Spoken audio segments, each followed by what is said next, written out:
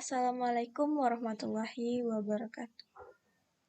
Assalatu wassalamu ala asrofil anbiya wal mursalin wa ala alihi wa sahbihi ajma'in amma ba'du.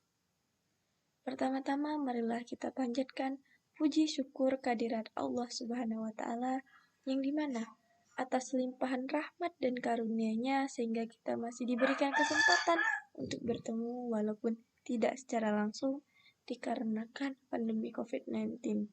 Dan hendaklah kita bersama-sama berdoa agar pandemi ini cepat berakhir sehingga kita dapat bertemu secara langsung. Selanjutnya, sholawat beriring salam selalu kita haturkan kepada junjungan kita, Nabi besar, Nabi Muhammad SAW, dengan lafaz, Allahumma sholli ala Sayyidina Muhammad wa ala ali Sayyidina Muhammad. Yang terhormat, Bapak Dr. Supian Ramli, SAG, MAG, serta penonton yang dirahmati Allah.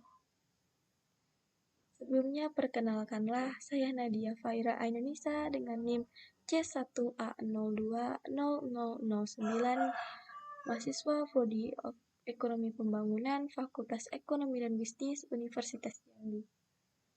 Dan pada kesempatan yang berbahagia ini, saya akan memaparkan materi mengenai mekanisme pasar dalam Islam.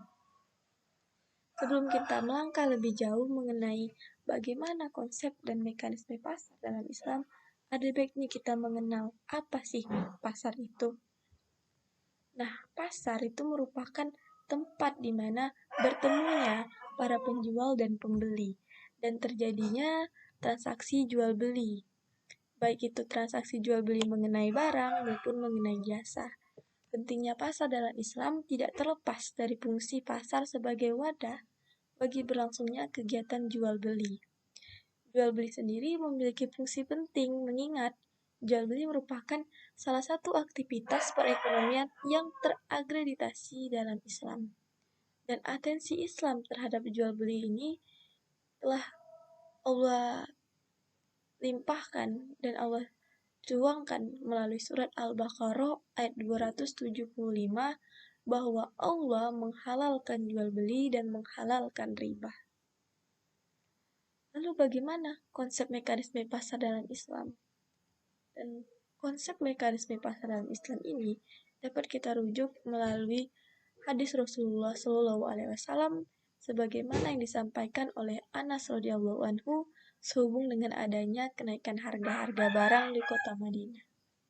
Dengan hadis ini, terlihat dengan jelas bahwa Islam jauh lebih dahulu mengajarkan konsep mekanisme pasar daripada Adam Smith.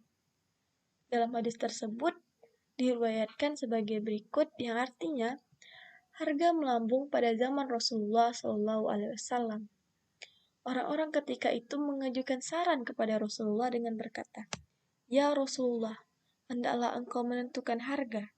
Rasulullah SAW berkata,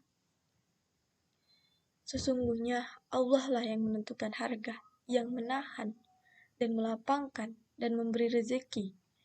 Sangat aku harapkan bahwa kelak aku menemui Allah dalam keadaan tidak seorang pun dari kamu menuntutku tentang kezaliman dalam darah maupun harta. Penonton yang dirahmati Allah, inilah teori ekonomi Islam mengenai harga. Rasulullah SAW dalam hadis tersebut tidak menentukan harga. Ini menunjukkan bahwa ketentuan harga itu diserahkan kepada mekanisme pasar yang alamiah impersonal. Rasulullah menolak tawaran itu dengan mengatakan bahwa harga di pasar tidak boleh ditetapkan karena Allah lah yang menentukannya. Sungguh menakjubkan teori Nabi tentang harga dan pasar. Kekaguman ini karena ucapan Nabi SAW mengandung arti bahwa harga pasar itu sesuai dengan kehendak Allah yang sunnatullah atau hukum sopan dan din. Beliau sebagai seorang pemimpin sangat mengetahui betul bahwa harga pasar tidak boleh ditentukan oleh kebijakan seorang pemimpin, tetapi pasar bebas menentukan cara produksi dan harga. Tidak boleh ada gangguan yang mengakibatkan rusaknya keseimbangan pasar karena adanya tangan-tangan yang mempunyai kepentingan bagi individunya atau kelompoknya. Bahkan menurut pakar ekonomi Islam kontemporer, Teori inilah yang diadopsi oleh Bapak Ekonomi Barat, Adam Smith dengan nama teori Invisible Hands. Menurut teori ini, bahwa harga ataupun konsep harga itu diatur oleh tangan-tangan yang tidak terlihat atau invisible hands. Bukankah teori invisible hands ini lebih tepat dikatakan dengan good hand atau tangan-tangan Allah? Oleh karena itu, harga sesuai dengan kekuatan penawaran dan permintaan di pasar, maka harga barang tidak boleh ditetapkan pemerintah karena ketentuan harga tergantung pada hukum supply dan demand. Namun demikian, ekonomi Islam masih memberikan peluang pada kondisi tertentu untuk melakukan intervensi harga atau price intervention bila para pedagang melakukan monopoli dan kecurangan yang menekan dan merugikan konsumen. Bahkan di masa Khulafaur Rasyidin, para khalifah pernah melakukan intervensi pasar baik pada sisi supply maupun demand. Intervensi pasar yang dilakukan Khulafaur Rasyidin sisi supply ialah yang mengatur jumlah barang yang ditawarkan seperti yang dilakukan Umar bin Khattab ketika mengimpor gandum dari Mesir untuk mengendalikan harga gandum di Madinah. Masya Allah, sungguh luar biasa. Inilah konsep mekanisme pasar dalam Islam, yang dimana konsep mekanisme pasar yang berkembang sampai hari ini itu merupakan adopsi dari perintah-perintah Allah yang telah Allah curahkan dan Allah turunkan kepada Nabi dan Rasulnya. Sungguh luar biasa dan menakjubkan.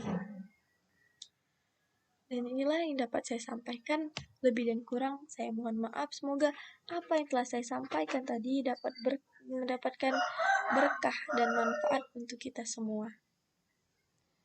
Sekali lagi saya mengucapkan terima kasih dan mohon maaf apabila terdapat kesalahan dan kekurangan dalam penyampaian materi tersebut. Akhir kata, Wassalamualaikum warahmatullahi wabarakatuh.